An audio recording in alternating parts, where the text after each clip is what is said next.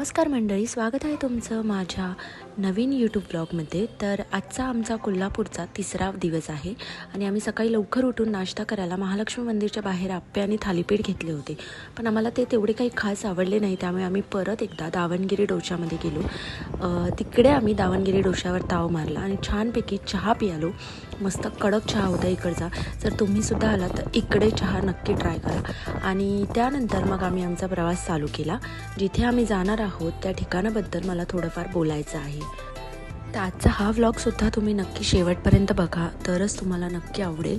आणि तर आम्ही निघालो आहोत कनेरी मठाकडे, जे की कोल्हापूरपासून 12 किलोमीटरच्या अंतरावर असलेले एक सुंदर गाव आहे। आणि या गावामध्ये एक सिद्धगिरी नावाचे वस्तुसंग्रहालय, आपल्या डेलीच्या दैनंदिन जे शहरीकरण झालं त्यामध्ये कुठेतरी लपून गेलेली जी आपली गावाची ग्रामीण जीवनशैली आहे त्याचे मूर्तिमंत नमुने इथे उभे केलेले आहेत या म्युझियममध्ये। आणि ह्या सिद्धगिरी म्युझियमच्या सुरुवातीलाच 12 राशींची 12 शिल्पे आहेत आणि आम्ही एंट्रीलाच पोचलो आहे। तर तुम्ही बघू शकता, खूप छान असा त्यांचा एंट्रन्स गेटसुद्धा आहे।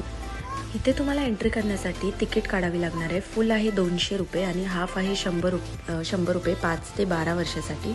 तर ह्या एज ग्रुपप्रमाणे तुम्ही तिकीट काढू शकता आणि त्यानंतरच तुम्हाला इथे एंट्री करता येईल।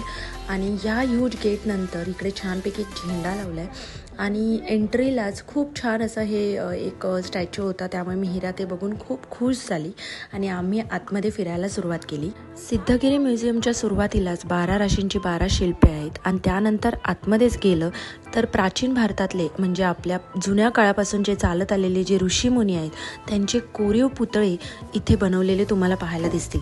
म्हणजे त्या ऋषींची नावं, त्यांची विद्या आणि त्यांनी जे केलेले योगदान आहे ते आत्ताच्या काळच्या माणसांना किंवा आत्ताच्या पिढीला कदाचित माहिती पण नसेल आणि पुढच्या पिढीचं आपल्याला माहितीसुद्धा नाही आहे। तर त्यासाठी त्यांनी इकडे कोरीव काम करून छानपैकी पुतळे बनवलेले आहेत।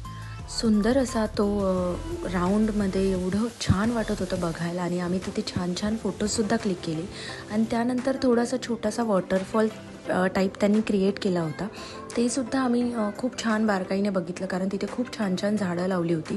आणि हा एक जो सेक्शन होता तो वेगळा ठेवला होता त्यांनी, कारण इथे सगळी विषारी झाडं होती। तर त्यामुळे मी एकटीने जाऊन हे सर्व एक्सप्लोअर केलं। आणि त्याच्यानंतर असा ह्यूज असा क्रोकोडाईलचा स्टॅच्यू होता, तर त्यामध्ये सुद्धा आम्ही गेलेलो।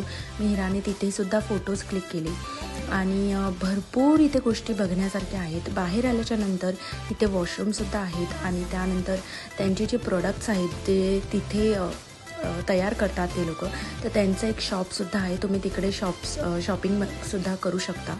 आणि त्यानंतर पुढे गेल्याच्या नंतर लेफ्ट साईडला आपल्याला जे मेन म्युझियम आहे सिद्धगिरीचं ते पाहायला भेटेल। तुम्ही स्टार्टला जी तिकीट काढता तीच इथे सुद्धा चालते, तुम्हाला वेगळी तिकीट काढायची नाही आहे। आणि त्यानंतर एक इथे असं छोटंसं गार्डन आहे आणि प्ले एरियासुद्धा आहे, तिकडे तुम्ही तिकीट चार्ज करावं लागणार आहे तुम्हाला। जो प्ले एरिया आहे तिथे नाही आहे तिकीट, पण जो चार्जवाला आहे तो सुद्धा आहे तिकडे। खूप ह्यूज असं लहान मुलांना खेळण्यासाठी आहे।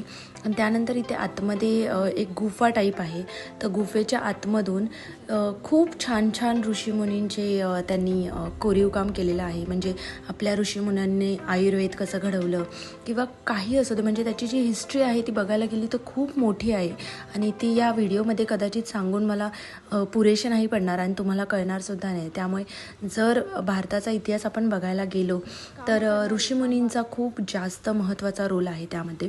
तर सगळ्या ऋषीमुनींचं त्यांनी कोरीव काम सर्व केलेलं आहे। आणि मग त्या गुहेतून बाहेर पडल्यावर दोन्ही बाजूला हिरवीगार शेते आहेत, त्यात काम करणारी त्यांनी माणसं दाखवली आहेत आणि त्या माणसांवर जातात समजते की ही माणसं नसून माणसांच्या प्रतिकृती आहेत, कारण तुम्ही लांबून बघितलं तर तुम्हाला माणसंच वाटतील।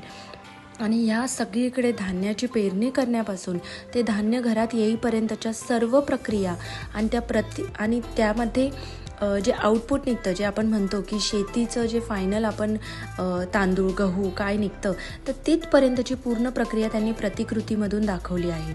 तसेच वेगवेगळ्या प्रकारची दुकानं, त्याचबरोबर शेतामध्ये जर बैल गाई म्हशी जनावरांचा असणारा वावर, लगोरी सुरपांब्या लंगडी असे या सगळ्या ॲक्टिव्हिटींचे त्यांनी प्रत्यक्ष दर्शन या प्रतिकृतीमध्ये अगदी जिवंत वाटाव्या इतक्या बारकाईने टिपलेल्या आहेत। आणि त्या मी खूप अगदी बारकाईने बघत होती आणि त्यांच्याकडे असं बघत राहावं असं वाटत होतं. 12 बलुतेदार ही समाजव्यवस्था होती एक, जी खेड्यांमधून आता लुप्त होत चालली आहे. पण बलुतेदारी म्हणजे काय आणि त्यावर चालणारा उदरनिर्वाह याची ओळख करून देणारी शिल्पसुद्धा इथे पाहावयास मिळतात. आणि हा जो रथ आहे तो सुद्धा अख्खच्या अख्खं गाव असं ओढत होते आणि त्याची जी प्रतिकृती त्यांनी बनवलेली ते डोळे टिपून जाणारं दृश्य होतं. खरंच खूप छान वाटलं. तर या पूर्ण परिसरात कोष्टी, कुंभार, चांभार, न्हावी, लोहार, शिंपी, सोनार आणि तसंच पिंगळा, वासुदेव या सगळ्यांची शिल्पे त्यांनी खूप छान बारकाईने टिपलेली आहेत. आणि एक असा छोटासा वाडासुद्धा बनवलेला आहे जिथे एका ठिकाणी भजन चालू आहे, गुरं आहेत आणि छान जात्यावर दळण दळणाऱ्या बायकासुद्धा आहेत. हे बघून तर मला खूप जास्त आवडलं. तुम्ही नक्की इथे व्हिजिट करा. आणि ह्याचा जो पुढचा व्लॉग आहे तो मी उद्या अपलोड करेन. तर त्यासाठी हा व्हिडिओ आवडला असेल तर नक्की लाईक करा. बाय.